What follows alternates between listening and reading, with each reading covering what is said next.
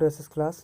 तर स्टुडंट्स, आज आपण pressure of an ideal gas हे जे काही डेरिवेशन आहे आपल्याकडे, ते डेरिवेशन आपल्याला इथे प्रूव्ह करायचं आहे. But before I start I be request you that please like share subscribe our channel.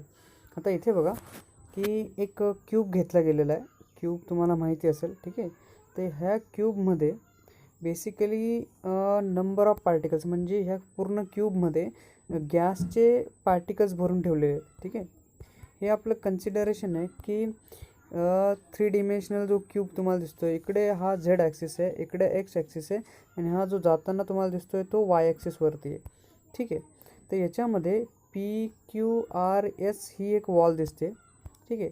आणि त्याच्या एक्झॅक्टली अपोजिटची वॉल आहे P-Q-R- आणि S- ही वॉल आहे, ठीक आहे. तर ह्याच्यामध्ये काय आहेत, n नंबर ऑफ मॉलिक्युल्स असतील ह्या पूर्ण कंटेनरमध्ये भरलेले, बरोबर. हे जो क्युबिकल कंटेनर आहे आपला, या क्युबिकल कंटेनरमध्ये n नंबर ऑफ मॉलिक्युल्स काय असतील, गॅसचे मॉलिक्युल्स याच्यामध्ये भरले असतील, किंवा आपण म्हणतो याच्यामध्ये गॅस भरून ठेवला आहे. तर गॅस भरून ठेवला असेल तर गॅसच्या सोबत मध्ये काय असायला पाहिजे, गॅसचे मॉलिक्युल्स असायला पाहिजे, ठीक आहे. तर हे जे कन्सिडरेशन आपण करतो आहे याच्यामध्ये that is consider a fix mass of an ideal gas enclose in a cubical vessel of each side, ठीक आहे. आता याची जी साईड तुम्हाला दिसते ही एक साईड आहे, हीची लेंथ आहे L. ही साईड जी दिसते त्याची पण लेंथ L आहे. ही साईड असेल त्याची पण लेंथ आहे L आहे, आणि ही साईडची पण लेंथ काय L आहे. म्हणजे पूर्ण सगळी करून त्याची जी लेंथ आहे, म्हणजे क्यूब सगळा सारखा आहे म्हणून प्रत्येकाची जी लेंथ असेल साईडची ती L आपण कन्सिडर करून घेऊ with a perfectly elastic wall, ठीक आहे ना. वॉल कशी आहे, परफेक्टली इलास्टिक आहे, ठीक आहे. इट कॅन बी स्ट्रेच होऊ शकते, बरोबर, आणि कॉम्प्रेस होऊ शकते. तर इलास्टिक वॉल इथे कन्सिडर केली गेली क्यूबची. अँड द गॅस जो मॉलिक्यूल आहे, बरोबर, the gas molecules are constantly moving in all direction with all possible velocities. म्हणजे जर तुम्ही विचार केला, आता हे जे कंटेनर आहे तर याच्यामध्ये हा एक मी मॉलिक्यूल घेतलेला आहे, कारण असे n नंबर ऑफ मॉलिक्युल्स आपल्याला ह्या कंटेनरमध्ये दिसणार आहेत, ठीक आहे. तर त्यांच्यापैकी हा एक मॉलिक्यूल आपण घेऊन घेऊ, ठीक आहे. तर एका मॉलिक्यूलमध्ये स्पेसिफिकली जेवढी पॉसिबल वेलॉसिटी होतील तेवढ्या पॉसिबल वेलॉसिटीने हा ॲक्च्युली सी वेलॉसिटी आपण घेतलेला आहे त्या मॉलिक्यूलची, ठीक आहे. ही वेलॉसिटी आहे ह्या मॉलिक्यूलची इथली जी C1 आहे. तर बेसिकली C1 वेलॉसिटीसाठी तो U1 वेलॉसिटीने जाऊ शकतो ह्या डिरेक्शनमध्ये, ठीक आहे. परत W1 वेलॉसिटीने वरती जाऊ शकतो. अदरवाईज V1 वेलॉसिटीने काय असू शकतो, अलॉंग द वाय ॲक्सिस, ठीक आहे ना. म्हणजे प्रत्येकी W1 वेलॉसिटी Z ॲक्सिसपर्यंत जाऊ शकतो मॉलिक्यूल, ठीक आहे. म्हणजे हा वरती जाण्याचा प्रयत्न करेल Z ॲक्सिसकडे, that is will be a W1 velocity. म्हणजे बेसिकली जर मी C1ला रिझॉल्व केलं त्यावेळेस बघा हां, तर त्यावेळेस that is the gas molecule are constantly moving in all direction with all possible velocities, ठीक आहे.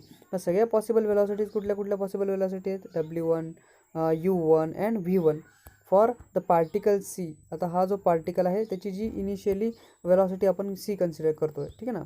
तर गॅस जर मूव्ह करत असेल तर गॅस मॉलिक्यूल जे मूव्ह करत आहेत पजेसिंग एन मोमेंटम, काय पजेस करतो, मोमेंटम करतो. बेसिकली मोमेंटम म्हणजे जर हा मूव्ह करत असेल तर त्याच्यामध्ये काय असायला पाहिजे, मोमेंटम असायला पाहिजे.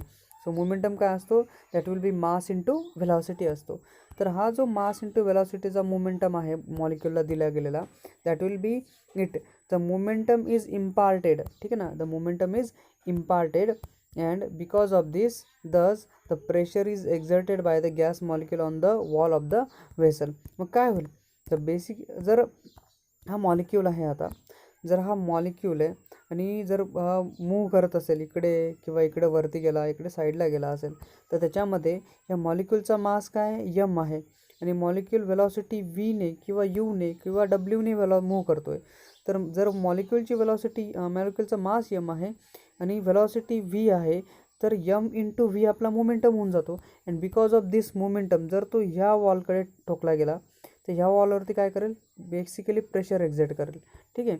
म्हणजे याला पुश करण्याचा प्रयत्न करेल ह्या वॉलला, ठीक आहे. तर म्हणून असे n नंबर ऑफ मॉलिक्यूल जे आहेत दॅट विल बी दस the pressure is exerted by the gas molecule on the wall of the vessel. म्हणून हा काय करतोय, जो मोमेंटममुळे ह्या वॉलवर असेल किंवा तिकडची साईडची वॉल असेल किंवा ही वॉल असेल किंवा ही समोरची वॉल असेल आपली, या प्रत्येक वॉलवरती काय करणार आहे, जो गॅसचा मॉलिक्यूल आहे तो काय करतोय, प्रेशर एक्झर्ट करतो आहे. तर तुम्हाला समजत असेल तर मी सांगतो, मी पहिले एकच मॉलिक्यूल घेतला आहे, कारण असे बरेचसे मॉलिक्यूल्स आहेत, n नंबर ऑफ मॉलिक्यूल्स याच्यामध्ये असतील. ठीक आहे, तर आपण हे कन्सिडर करून घेऊ की किती मॉलिक्यूल्स असतील किंवा काय असेल एक्झॅक्टली ह्या कंटेनरमध्ये. ठीक आहे, हे तर समजत असेल तुम्हाला की हा मॉलिक्यूल काय करतो आहे, यू व्हेलॉसिटी. जर इकडे आला तर यूने येईल, वरती गेलं तर डब्ल्यूने जाईल, आणि इकडे आला तर V1 येईल. ठीक आहे, तर याला रिझॉल्व केलेलं बेसिकली बघू आपण की एक्झॅक्टली आता जेव्हा तो इकडे आला तर ह्या वॉलवरती प्रेशर क्रिएट करेल, वरती गेला तर ह्या वॉलवरती प्रेशर क्रिएट करेल, इकडे आला तर ह्या वॉलवरती, तर प्रत्येककडे तो काय करत जाईल, प्रेशर एक्झर्ट करत जाईल. मग बघा की whenever we consideration taken here, की कॅपिटल एने ते आपण कन्सिडर करतो की total number of molecules of the gas. ठीक आहे, म्हणजे त्या कंटेनरमध्ये n नंबर ऑफ मॉलिक्युल्स असतील. ठीक आहे, गॅसचे किती मॉलिक्युल्स असतील, n नंबर ऑफ मॉलिक्युल्स असतील टोटल मॉलिक्युल्सच्या पूर्ण कंटेनरमध्ये भरलेले. ठीक आहे, आणि m जो आहे तो मास ऑफ ईच मॉलिक्यूल आहे. म्हणजे आता हा जर मॉलिक्यूल असेल ह्याचा मास आहे m. ठीक आहे, दुसरा जर मॉलिक्यूल असेल हा, तर त्याचा पण मास काय आहे, m आहे. म्हणजे प्रत्येक मॉलिक्यूलचं जे मास असेल ते काय, m एवढं मास आपण कन्सिडर करतोय. ठीक आहे, so again that capital M आपण कन्सिडर करू, that is n into m, म्हणजे total mass of the gas आहे. आता जर आपण म्हणतोय की n नंबर ऑफ मॉलिक्युल्स आहेत. ठीक आहे, एका पूर्ण कंटेनरमध्ये, आणि त्या कंटेनरमधले जे मॉलिक्युल्स आपण कन्सिडर करतोय आणि त्यांचं प्रत्येकाचा मास काय, एकाचा मास m असेल. बरोबर, जर एकाचं दोन मॉलिक्युल्स असतील आणि मास जर 2 असेल, ठीक आहे, 2 2चा काय होऊन जाईल, 4 होऊन जाईल. तसंच त्यांचं जे मास आहे m, ही मास काय होऊन जाईल, Nm होऊन जाईल. That will be a total mass of the gas. म्हणजे कंटेनरमध्ये जेवढं काही गॅस भरून ठेवला आहे त्याचा मास किती असेल सध्या तुमचा, दॅट इज कॅपिटल M. ठीक आहे, जो Nm आहे आपला. परत आता जर एरियाचा तुम्ही विचार केला की हा पूर्ण क्यूब आहे ना आपला, जर क्यूब असेल तर क्यूबमध्ये एका साईडची जी लेंथ आहे, ठीक आहे, एका साईडची लेंथ आहे L, दुसऱ्या साईडची लेंथ आहे L, तर एरिया ऑफ क्यूब कसा असतो, दॅट विल बी साईडचा स्क्वेअर, म्हणजे L स्क्वेअर. तर L इंटू L आपल्याकडे काय होऊन जाईल, एरिया ऑफ द क्यूब होऊन जाईल. म्हणजे पूर्ण कंटेनर जो आहे, area of the each face of the cubical vessel आपल्याकडे होऊन जाईल. बरोबर, मग हा एका फेसचा आपण एरिया काढतोय, हा जर असेल आपला तर हा L आहे, हा पण L आहे. तर ईच फेस, बरोबर, प्रत्येक फेसचा जो एरिया असेल, हा एक फेस झाला, दुसरा हा एक फेस इकडे येऊन जाईल, परत तिकडचा हा एक फेस येईल आपल्याकडे. म्हणजे ईच फेसचा, प्रत्येक फेसचा एरिया किती आहे, L स्क्वेअर आहे. आणि जो व्हेसल आहे आपल्याकडे, ठीक आहे ना, बेसिकली आपल्याला डेन्सिटी माहिती आहे. डेन्सिटी कशी असते, मास अपॉन व्हॉल्यूम, म्हणजे total mass of the gas upon volume. ठीक आहे, की किती गॅस आपण तिथे भरून ठेवलेला आहे, आणि m तर आपल्याला माहिती आहे Nm अपॉन L क्यूब आहे. ठीक आहे, तर बेसिकली जो डेन्सिटी आपण कन्सिडर करतो आहे स्पेसिफिक गॅसची, ह्याच्यामध्ये असणारा हा V आहे, दॅट V विल बी आपला व्हॉल्यूम आहे L क्यूब. ठीक आहे, व्हॉल्यूम काय, L क्यूब आपण तिथे कन्सिडर करतो आहे. बरोबर, so volume of the cubical vessel किती आहे, क्युबिकल व्हेसलचा व्हॉल्यूम आहे L क्यूब. म्हणजे पूर्ण जो व्हेसल आहे आपला, ठीक आहे, जो घेतलेला आपण कन्सिडर केलेला व्हेसल आहे, त्याचा व्हॉल्यूम किती आहे, L क्यूब एवढं व्हॉल्यूम आहे, म्हणजे V जे आहे ते.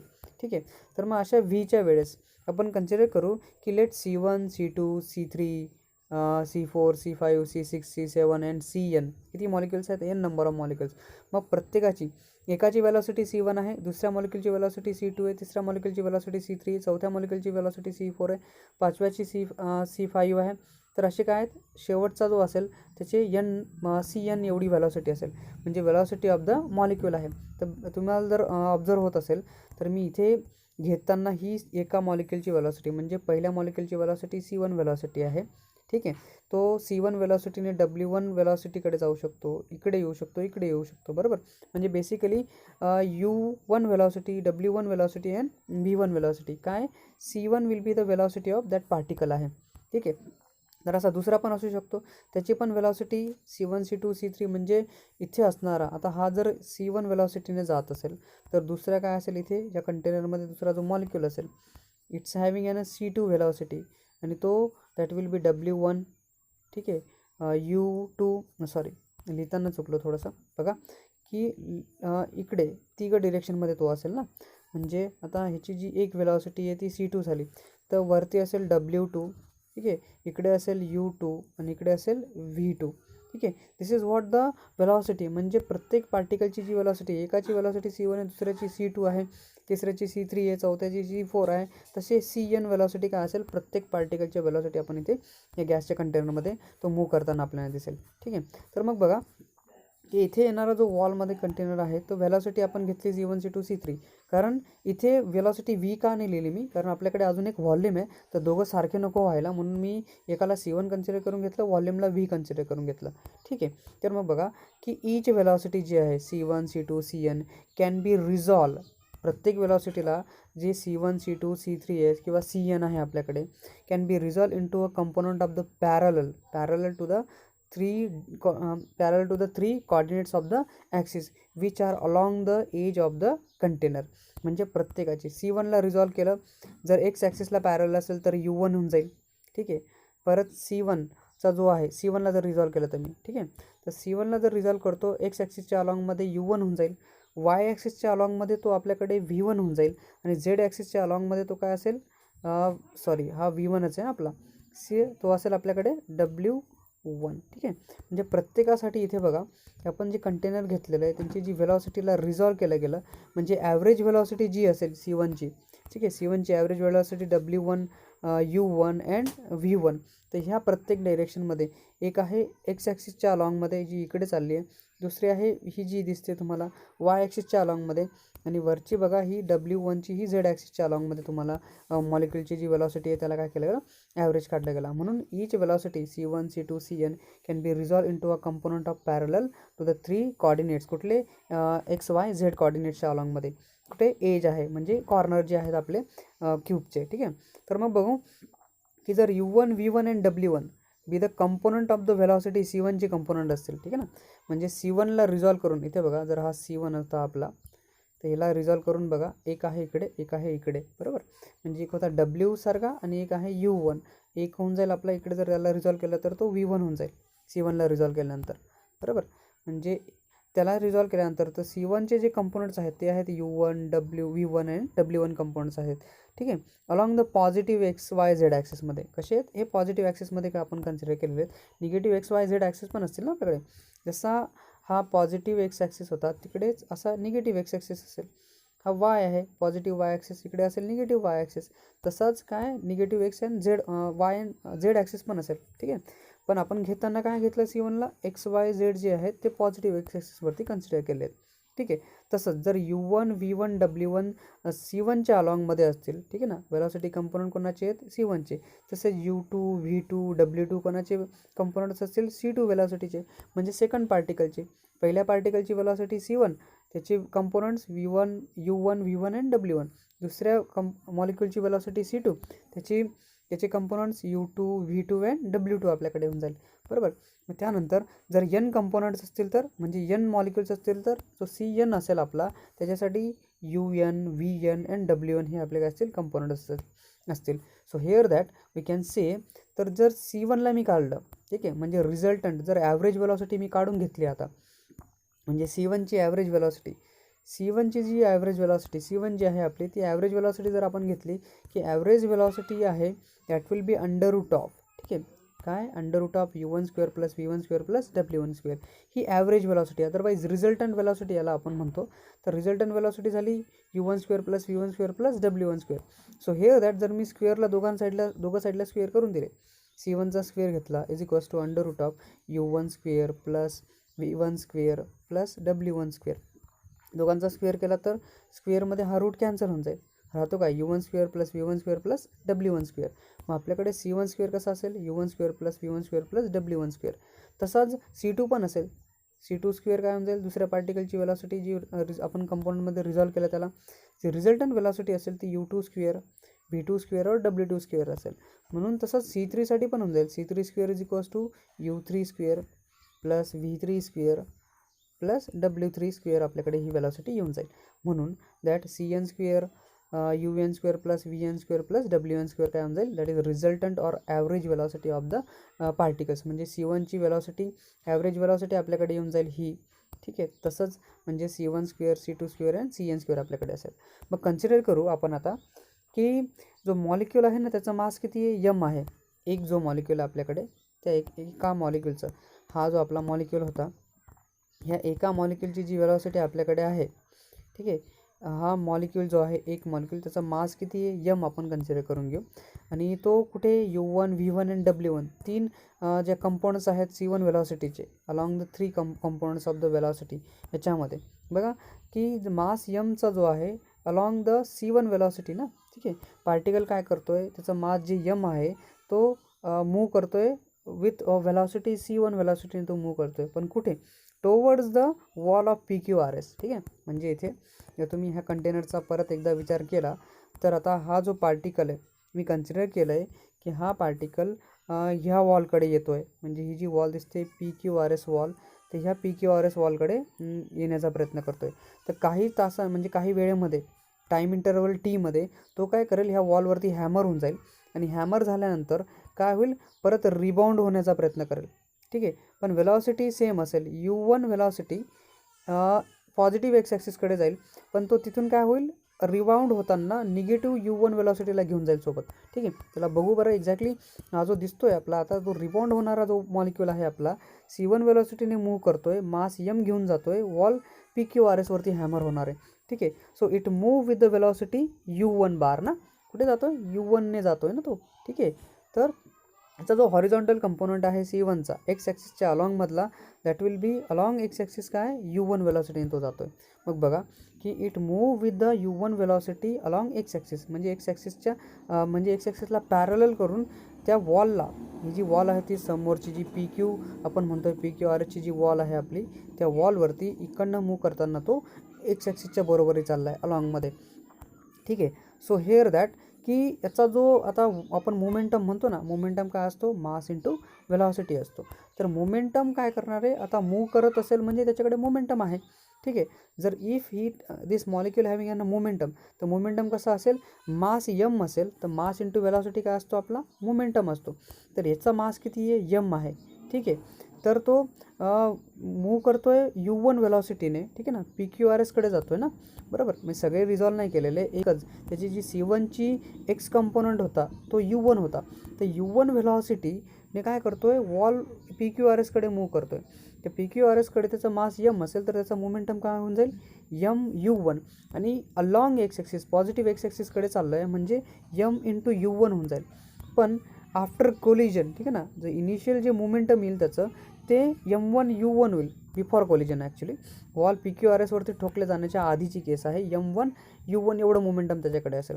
पण if the molecule collide with the surface PQRS ना, जर तो सरफेसवरती कोलाइड झाला, ठीक आहे, ह्या सरफेसवरती जर तो कोलाइड झाला असेल इथे, ठीक आहे, कोलाइड झाल्यानंतर काय होईल इट विल बी रिबाउंड होणार आहे, काय होणार आहे हा परत येणार आहे. जेव्हा तो रिबाउंड होईल, ठीक आहे, so when it can be rebounds that x component जो आहे वेलॉसिटी विल बी रिझॉल्ड, ठीक आहे ना, that is rebound with its x component of the velocity reverse येते, बरोबर. म्हणजे रिव्हर्समध्ये येईल तर -U वेलॉसिटी होऊन जाईल, U1 वेलॉसिटी होऊन जाईल, ठीक आहे ना, म्हणजे निगेटिव्ह कंपोनंटकडे चालला आहे. सो देअर फोर आपण जर म्हटलं there will not be effect on the V1 and W1, म्हणजे वेलॉसिटी V1वरती काही फरक पडणार नाही नाही ना W1 वेलॉसिटीवरती काही फरक पडणार आहे C1 कंपोनंटचा. म्हणून that so the molecule move in opposite डिरेक्शनमध्ये येतो आहे तर त्याची वेलॉसिटी काय असेल -U1 असेल आणि ह्या दोघं वेलॉसिटीवरती काही इफेक्ट होणार नाही आहे कारण तो सडनली डायरेक्टली रिबाउंड होतो आहे. So after rebounding the momentum after collision, ठीक आहे ना, तर मोमेंटम त्याचं जे असेल आफ्टर कोलिजन म्हणजे कोलाइड होऊन रिबाउंड होतो आहे ना, ठीक आहे. इथे बघा जर वॉल असेल तर वॉलवरती काय झाला तो आपण म्हणतो की कोलाइड झाला आहे, ठीक आहे. तर कोलाइड होताना त्याचा मोमेंटम किती होतं M1 M इंटू U1 होतं. सो आफ्टर कोलिजन, ठीक आहे, तो रिबाउंड होतो आहे ना, तर रिबाउंड होताना -U1ने येतो आहे, ठीक आहे. मास किती आहे यम आहे, तर रिबाउंडचं मोमेंटम किती असेल -MU1 असेल, ठीक आहे. सो रिबाउंड झाल्यानंतर ही जी निगेटिव्ह साईन इथे इंडिकेट करते ना याला की ही निगेटिव्ह साईन बेसिकली, ठीक आहे, दॅट कोलिजन होतं आहे तर अपोजिट डिरेक्शनमध्ये येतो आहे, ठीक आहे ना. So that the momentum after collision त्याचं जे काय होऊन जाईल ते किती असेल -M इंटू U1 होऊन जाईल, बरोबर. कोलाइड होऊन परत होताना मोमेंटम काय असेल -U1. तर इथे जो चेंज इन मोमेंटम असेल टोटल मोमेंटम, कारण मी ह्या मॉलिक्यूलला या वॉलवरती हॅमर करतो आहे, तर हॅमर केल्यावर काय होईल इथे ठोकला जाईल, ठीक आहे. इथे ठोकला गेला का काय होतं त्याचं मोमेंटम MU1 एवढं मोमेंटम होतं, तर परत येतो आहे ना, परत येताना त्याच डिरेक्शनमध्ये त्याचं मोमेंटम होतं आहे -m(u1) एवढं मोमेंटम होतं आहे. मग पहिले तर एवढं होतं, पहिले जर 4 असेल तर नंतरचं 2 झालं, ठीक आहे. तर ह्यांच्यामध्ये किती चेंज आला बरं? 2चा चेंज आला, बरोबर. म्हणजे तसाच m1u1 आणि m2u2, ठीक आहे. मग पहिले तर फायनल मोमेंटम हे आहे आपलं, हे इनिशियल मोमेंटम होतं, बरोबर. इनिशियल मोमेंटम काय होतं? दॅट इज mu1 होतं आणि फायनल मोमेंटम mu2 आपलं फायनल मोमेंटम होतं. So that the change in momentum काय असेल? Is final momentum minus initial momentum. Final होतं आपलं -mu1. इनिशियल काय होतं? यांच्यामधला चेंज मायनसचा येऊन जाईल, हा होता इनिशियल मोमेंटम mu1, ठीक आहे. तर मायनस मायनस होऊन जाईल प्लस, ठीक आहे. But sign becomes minus. तर आता ही जी साईन दाखवतो ना, हा मायनस, याचा अर्थ असा आहे की जर ठोकला गेला तर त्यामध्ये त्याचा स्पीड कमी व्हायला पाहिजे, म्हणजे त्याच्यामध्ये मोमेंटममध्ये काय यायला पाहिजे? फरक यायला पाहिजे. तर वॉलवरती कुठलीही ऑब्जेक्ट ठोकला गेला तर त्याचं मोमेंटम काय व्हायला पाहिजे? चेंज व्हायला पाहिजे रिबाउंड येताना. कारण तुम्ही हे बघितलं पण असेल, जर तुम्ही एखादा बॉल घेतात आणि वॉलवरती हॅमर करतात, तर ज्या स्पीडने तुम्ही v1 स्पीडने त्याला हॅमर करतात आणि तो येताना v2 स्पीडने येतो, बरोबर. म्हणजे यांच्यामध्ये काय येतं? फरक येतो. म्हणजे याचा हा स्पीड वेगळा होता आणि येतानाचा स्पीड कमी झाला, ठीक आहे. This is what the change in momentum याच्यामध्ये दाखवतो. म्हणजे याचा अर्थ एनर्जी काही ना काही प्रमाणामध्ये याच्यामध्ये काय होते? एनर्जी लूज होण्याचा प्रयत्न करते. पण आपण कन्सिडर केलं आहे आयडियल गॅस आहे आपल्याकडे. कुठला गॅस आहे? Ideal gas. आणि आयडियल गॅस असा कुठलाही गॅस नाही आहे, पण आपलं जे कन्सिडरेशन असतं ते कुठलं असतं? आयडियल गॅस असतं. But so from this ideal gas तर एनर्जी कशी आहे? दॅट इज कन्झर्व आहे. एनर्जी कशी म्हटली जाते?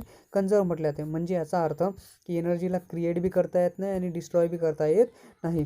म्हणून जर एनर्जी कन्झर्वेशनचा लॉ मी यूज केला तर चेंज इन मोमेंटम, जो मोमेंटम माझ्याकडे -2mu1 येत होता, एनर्जी लूज दाखवत होता, तो सध्या from the conservation of energy याच्यामध्ये काहीही फरक पडणार नाही, तो ट्वाईस mu1नेच बाहेर येईल, ठीक आहे. म्हणून change in momentum from the conservation of energy neither be created nor be destroy. So it can be said as that the change in momentum per collision काय असेल? ट्वाईस mu1 आपल्याकडे येऊन जाईल. सो फ्रॉम दिस जे after collision नंतर जो molecule will be travel to the opposite wall, ठीक आहे ना. म्हणजे आता तर राहिली कन्सेप्ट की इकडची वॉल होती ह्या कंटेनरची, ही एक, ठीक आहे. याच्या समोरची एक वॉल होती या कंटेनरची, त्याच कंटेनरची आपण म्हणतो आहे, ठीक आहे. तर समोरच्या वॉलवरून म्हणजे मॉलिक्यूल इथे हॅमर झाला आणि आता परत चालला आहे इकडे हॅमर व्हायला, या वॉलला, समोरच्या वॉलला u1 -u1 वेलॉसिटीने, ठीक आहे. अपोजिटमध्ये इकडे आला होता त्यावेळेस त्याची वेलॉसिटी होती u1 प्लस, येताना मायनस दाखवत होता, पण एनर्जी कन्झर्वेशनने काय होतं आहे? तो सेम मोमेंटमने चालला आहे. मग जेव्हा तो ही जर PQRS वॉल होती आपली, ही PQRSची वॉल होती आपली, तर इकडची वॉल होती आपली PQ- ठीक आहे. तर ह्या वॉलवरती तो हे परत येणार आहे, रिबाउंड होणार आहे. So after collision the molecule travel in opposite wall making collision and again return to the wall PQRS, ठीक आहे ना. म्हणजे आता अगेन रिटर्न टू द, म्हणजे जेव्हा तो अपोजिट वॉलवरती कोलाईड होईल, बरोबर ना. म्हणजे आता झालं ही आपली वॉल आहे, ठीक आहे. या दोन वॉल्स त्या आहेत. जर इथून कोलाईड होऊन इकडे गेला तर परत तो इकडे कोलाईड होऊन परत सेम वॉलकडे येईल PQRSकडे. So the after collision the molecule travel to the opposite wall making collision and again return to the wall PQRS with the same speed, त्या स्पीडने येणार आहे, सेम स्पीडने येईल, striking any other molecule. So without striking म्हणजे याचा अर्थ सांगतो की कंटेनरमध्ये बरेचसे मॉलिक्यूल होते ना, तर आपण म्हटलं की ही PQRS वॉलला तो ठोकला नाही गेला, ठीक आहे. या PQRS जी वॉल होती याला ठोकून तो काय गेला, परत जी आपली रिव्हर्सची वॉल होती, मागची जी वॉल आहे इथली, या वॉलवरती तो हॅमर होणार होता. तर इथे परत येताना इथे जर तो ठोकला जाईल तर त्या केसमध्ये मध्ये पण मॉलिक्युल्स असतील ना गॅसचे, तर ते मधल्या मॉलिक्यूलला तो ठोकला गेला नाही. त्यांनी विदाउट स्ट्रायकिंग म्हटलं की that is without striking any other molecule on the way. रस्त्यामध्ये जेवढे कुठलेही मॉलिक्यूल आहे त्या कुठल्याही मॉलिक्यूलला तो ठोकला गेला नाही, ठीक आहे. अगेन दॅट त्याने डिस्टन्स किती ट्रॅव्हल केलं असेल बरं? इकडनं L गेला आहे, ठीक आहे, PQRS वॉलकडे, परत तिकडनं L आला, ठीक आहे, P', Q', R' आणि S' वॉलकडे. तर टोटल किती झालं? एक L इकडनं गेला, दुसरा L रिटर्न आला, तो यल होऊन जाईल. किती झाला ट्वाईस यल आपल्याकडे काय होईल, that is the distance travel by the molecule between the two successive collision असेल आपल्याकडे ट्वाईस यल असेल. आता ह्या कोलिजनसाठी त्याला टाईम लागला असेल, बरोबर ना. इकडनं जायला टाईम लागला असेल, तिकडनं यायला टाईम लागला असेल, तर तो टाईम इंटरवल आहे आपला टी. बेसिकली टाईम कसा असतो, दॅट इज डिस्टन्स अपॉन, म्हणजे स्पीड तुम्ही घेतला आहे, speed is equals to distance upon time असतो ना. ठीक आहे, स्पीड काय असतो, डिस्टन्स अपॉन टाईम. त्याचा अर्थ टाईम काय होऊन जाईल, that is distance upon speed becomes a time होऊन जाईल. म्हणून बघा, जर टाईम आहे आपला, डिस्टन्स आहे 2L आणि वेलॉसिटी काय होती U1 वेलॉसिटी आहे दोघं साईडमधून. ठीक आहे, तर टाईम असेल आपल्याकडे twice L upon U1 time होऊन जाईल. सो दॅट द फोर्स, आता काय झालं की molecule exert a force F1. ठीक आहे ना. आता जर तो ठोकला गेला असेल तर बेसिकली तुम्हाला वॉलवरती समजत असेल की पूर्ण एन्क्लोज कंटेनर आहे. ठीक आहे ना, जे कंटेनर आहे आपलं पूर्ण काय एन्क्लोज कंटेनर आहे. तर अशा एन्क्लोज कंटेनरमध्ये आता जर इथे ठोकला गेला असेल तर फोर्स लागला असेल F1 मोमेंटममुळे, इकडे ठोकला गेला असेल तर फोर्स लागला असेल, तर फोर्स किती असेल F1 फोर्स असेल. ठीक आहे, तर मॉलिक्यूल काय करतोय, फोर्स एक्झर्ट करतोय F1 ऑन द वॉल. ठीक आहे ना, वॉलवरती, पण कसा न्यूटनच्या सेकंड लॉने तो त्याला ओबे करतोय. ठीक आहे, की न्यूटनचा सेकंड लॉ आपल्याला म्हणतो की rate of change of momentum आहे, म्हणजे change in momentum with respect to time.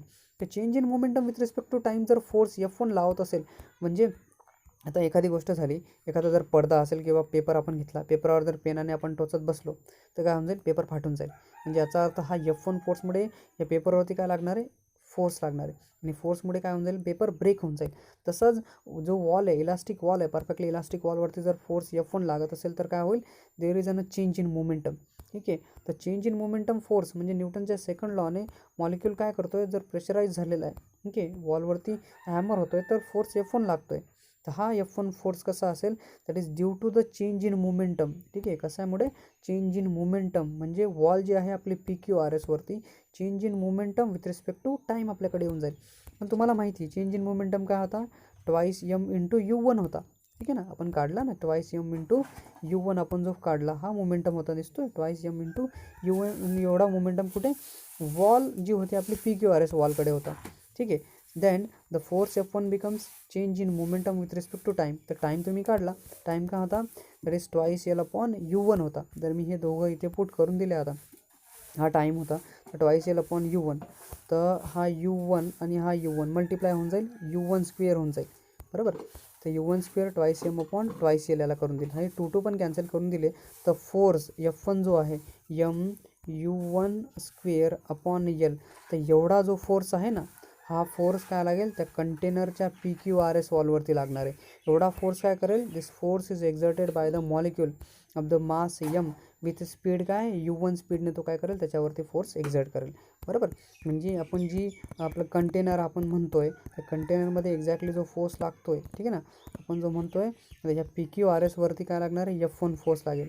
That F1 force will be U1 upon U1 square upon Lच्या बरोबर फोर्स या वॉलवरती लागणार आहे, बरोबर. तसंच तर जर ह्या वॉलवरती लागत असेल तर ऑबियसली की इकडच्या वॉलवरती पण फोर्स लागत असेल, ऑबियसली की इकडच्या वॉलवरती पण फोर्स लागत असेल, ऑबियसली इकडच्या वॉलवरती पण फोर्स लागत असेल, म्हणजे पूर्ण कंटेनरवरती फोर्स लागत असेल, बरोबर.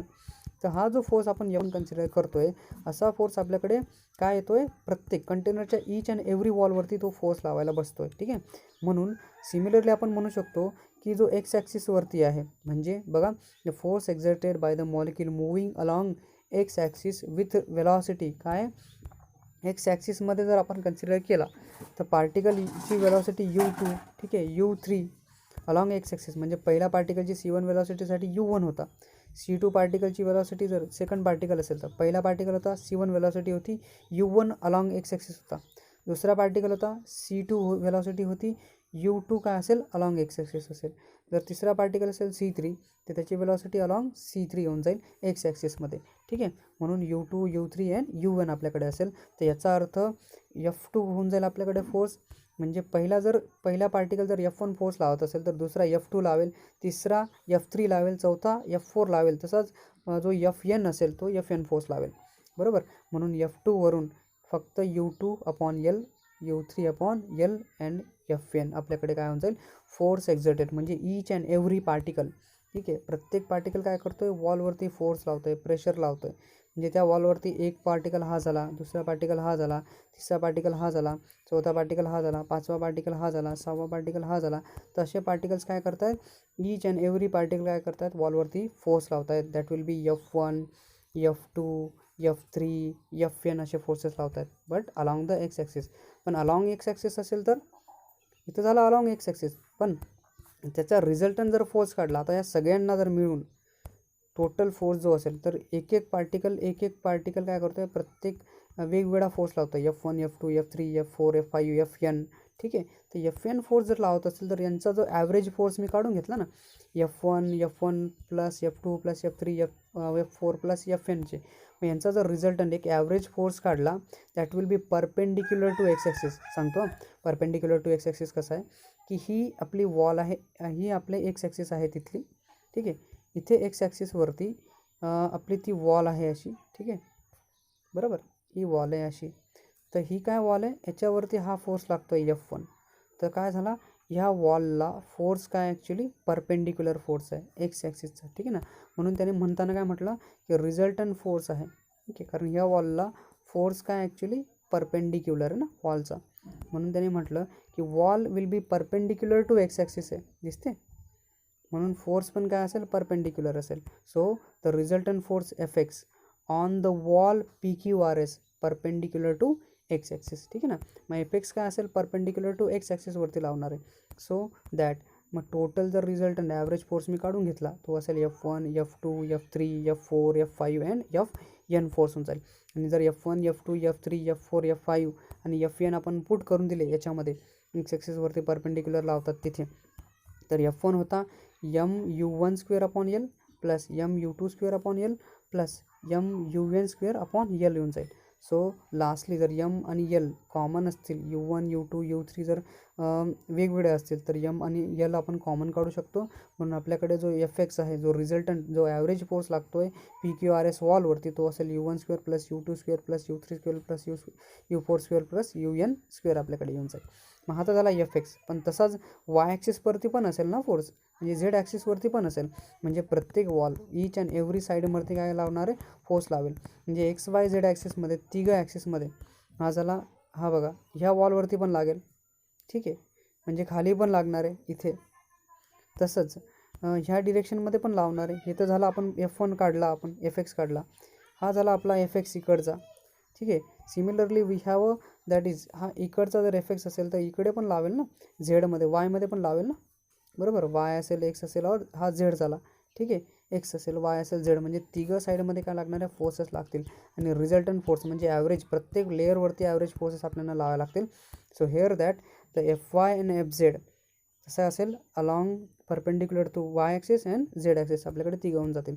सो हेअर Fy जो आहे ML upon V1 square plus V2 square plus Vn square होऊन जाईल.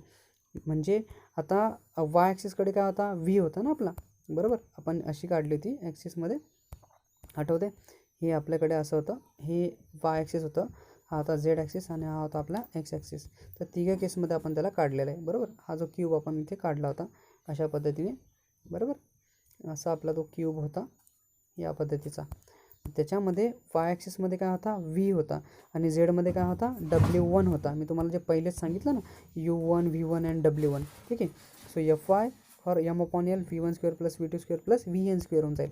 तसाच Fz पण आहे M upon L W1 plus W2 square plus Wn square आपल्याकडे होऊन जातील. आता हे जे इक्वेशन्स आहेत आता यांच्यावरून जर आपण प्रेशरचा विचार केला आता, कारण फोर्स लागतोय त्याचा अर्थ force is equals to, force असेल आपला प्रेशरला. ठीक आहे. तर फोर्स काय, force will be force per unit area असेल. प्रेशर काय असतो, फोर्स पर युनिट एरिया. ठीक आहे. अभ्यास केला आहे आपण फोर्सचा, चांगल्या पद्धतीने फोर्स समजला असेल तर सांगतो की फोर्स अपॉन एरिया, तर फोर्स लागतो आहे पर युनिट एरियामध्ये. नाव pressure exerted by the gas molecule on the wall. ठीक आहे ना. प्रेशर काय करतो आहे, प्रेशर एक्झर्टेड बाय द जो गॅसचा मॉलिक्यूल आहे, बरोबर ना, दॅट विल बी प्रेशर काय असेल, फोर्स अपॉन एरिया असेल. तर फोर्स तर माहिती आहे. अलॉंग एक्स ॲक्सिस जो आहे आपला, जो रिझल्टंट म्हणजे ॲव्हरेज फोर्स होता PQRS वॉलवरती, बरोबर. म्हणजे एक्स साईडमध्ये परपेंडिक्युलर टू एक्सला काय होता, दॅट इज Fx होता. एरिया तर सगळ्यांचा सारखा आहे, काय L स्क्वेअर आहे ना. आपण म्हटलं ना, एका साईडचा एरिया काय होता, L स्क्वेअर होता. तर force upon area L square आपल्याकडे दिसून जाईल, म्हणजे F x upon L square आपल्याकडे असेल. दॅट इज द परपेंडिक्युलर, म्हणजे फोर्स जो पी एक्स आहे, जो प्रेशर आहे, that is perpendicular to x ॲक्सिसला असेल प्रेशर.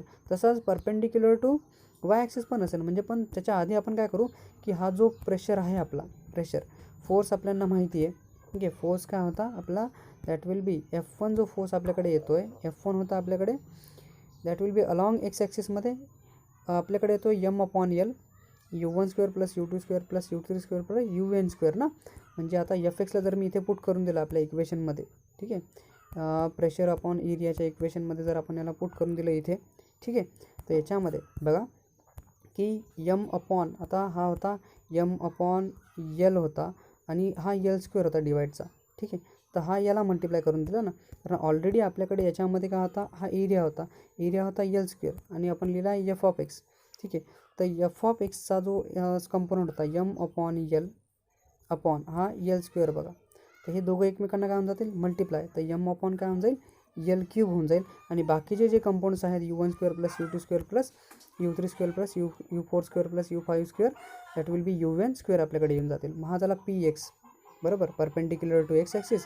तर तसाच परपेंडिक्युलर टू वाय ॲक्सिसला प्रेशर असेल, परपेंडिक्युलर टू झेड ॲक्सिसला पण प्रेशर असेल, म्हणून दॅट इज PY PZ आपल्याकडे आहे. ठीक आहे, तसाच that is V1 square plus V2 square plus V3 square plus V4 square plus VN square आपल्याकडे येऊन जाईल. तसंच W1 W2 W3 स्क्वेअर आपल्याकडे काय असेल, perpendicular to Y and perpendicular to Z axis येऊन जाईल. म्हणून lastly as the pressure exerted by the gas molecule is same in all direction. म्हणजे आता जर तुम्ही यांच्यावरून ऑब्झर्वेशन केलं असेल ना, PX PY अँड PZ, तर प्रेशर काय करतो आहे, जे गॅस मॉलिक्युल्स आहेत ना प्रत्येक, म्हणजे ईच अँड एव्हरी साईडवरती, प्रत्येक साईडवरती काय करत आहेत, सारखा प्रेशर एक्झर्ट करत आहेत. So this what the pressure will be exerted by the molecules. म्हणजे प्रेशर काय आहे, प्रत्येक कंटेनरच्या प्रत्येक साईडमध्ये, ठीक आहे, exerted gas molecule on the same in all direction, म्हणजे प्रत्येक डिरेक्शनमध्ये काय आहे, प्रेशर सारखं आहे. दिस ऑल प्रेशर, जर प्रेशर सारखे असतील तर PX PY PZ सगळे प्रेशर सारखे असतील, तर याचा अर्थ जर मी सगळ्यांना प्लस केला तर टोटल प्रेशर येऊन जाईल माझ्याकडे, बरोबर. तर टोटल प्रेशर P किती असेल, PX plus PY. Total pressure म्हणजे हा प्रेशर 1 आहे, प्रेशर 2 प्लस प्रेशर 3, म्हणजे 1 प्लस 1 प्लस 1 किती होऊन जातील, थ्राईस प्रेशर होऊन जाईल, 3P होऊन जाईल. आणि 3ला जर डिवाईड करून दिलं तर माझ्याकडे प्रेशर काय होऊन जाईल, P येऊन जाईल. मग total pressure exerted by the gaseous molecule on the cylinder पूर्ण याच्यावरती, याच्यामध्ये कसं असेल, PX plus PY plus BZ. आपण PX PY PZ काढले, बरोबर. हा 3 तर आहे आपल्याकडे ऑलरेडी, बरोबर. तर हा जर 3 आपल्याकडे पुढे येऊन गेला आता, ठीक आहे, P आहे आपल्याकडे, that will B PX plus PY plus PZ. या टोटल म्हणजे सगळ्यांना काय होऊन जाईल, 3ने डिवाईड करून देईल ना, बरोबर. मग ह्या सगळ्यांना PX आपण टाकला, PX होता आपल्याकडे U1 square plus U2 square plus V3 square. ठीक आहे, म्हणजे M अपॉन L क्यूब सगळ्यांमध्ये सारखा आहे, दिसतो आहे का, हा जर दिसत असेल तुम्हाला, हा बघा, हा इथे पण आहे, इथे पण आहे, इथे पण आहे, तर सगळ्यांमध्ये सारखा आहे. तर सगळ्यांना एकदाच कॉमन काढून घेतलं आणि ह्या तिघांना काय केलं, प्लस करून दिलं. आणि डिवाइड बाय काय होता यांचा, 3 आपण होता इथे घेतलेला, ठीक आहे, हा घेतलेला 3 होता. तर या 3ला पण आपण काय करू, कॉमनच काढून ठेवून देऊ इथे, ठीक आहे, किंवा याच्यामध्ये डिवाईड राहून देऊ. तर आता बघा की U1 plus U2 plus U3 square plus Vचे प्लस Wचे कंपोनंट, ठीक आहे. तर U1 square plus U2 square plus UN square plus V1 square plus V2 square plus VN square, W1 plus W2 plus W3 plus WN square. ठीक आहे, तर आता 1/3 ह्याला कॉमन काढला आणि M अपॉन व्हीला पण कॉमन काढून दिला. का बरं सांगतो की हा जो यल क्यूब आहे ना, बेसिकली तो आहे आपला व्हॉल्यूम. ठीक आहे, काय असतो, volume. That the volume will be L cube असेल तर हा यल काय होऊन जाईल, यल क्यूब जो आहे तो व्ही होऊन जाईल. मग आपण व्ही लिहून काढला आणि U1 square plus U2 square plus UN square काय होता, C1 प्लस C1, बरोबर. U1 square plus V1 square plus W1 square काय होता, C1 स्क्वेअर होता. ठीक आहे, सगळ्यात पहिले घेतलं U2 U3 आणि W2 काय होता, C2 होता, बरोबर. प्लसली UN VN और WN स्क्वेअर CN होता. तर लास्टली आपल्याकडे जो प्रेशर आहे P, that becomes 1/3 M upon V C1 square plus C2 square plus CN square होऊन जाईल.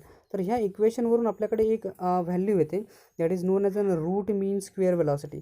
आता रूट मीन स्क्वेअर वेलॉसिटी सांगतो की जर तुम्हाला मीन काढायचं असेल ना, तर मीन काढताना तुम्ही काय करायचे, जर काही नंबर दिलेत 1 2 3 4 5, तर या सगळ्यांची ॲडिशन करायची. ठीक आहे, 1 2 3 4 5 आणि डिवाइड बाय जेवढे ते नंबर्स असायचे त्यांना डिवाईड करून द्यायचे. तसंच हा आपला रूट मीन स्क्वेअर व्हेलॉसिटी पण आहे. तर इथे पहिल्या पार्टिकलची व्हेलॉसिटी, दुसऱ्या पार्टिकलची, तिसऱ्या, चौथ्या, पाचव्या पार्टिकलची जी व्हेलॉसिटी होती त्यांचा जो स्क्वेअर होता, ठीक आहे, C1 square plus C2 square plus C3 square plus CN square. तर जेवढे व्हेलॉसिटी आहेत तेवढ्यांनी यांना डिवाईड करून ठेवलं एनने आणि काय केलं, स्क्वेअर केला. This is what our a root mean square velocity. म्हणजे प्रत्येक पार्टिकलची जी व्हेलॉसिटी असेल that is known as an root mean square velocity. That velocity will be called as an RMS velocity म्हणतात. ठीक आहे.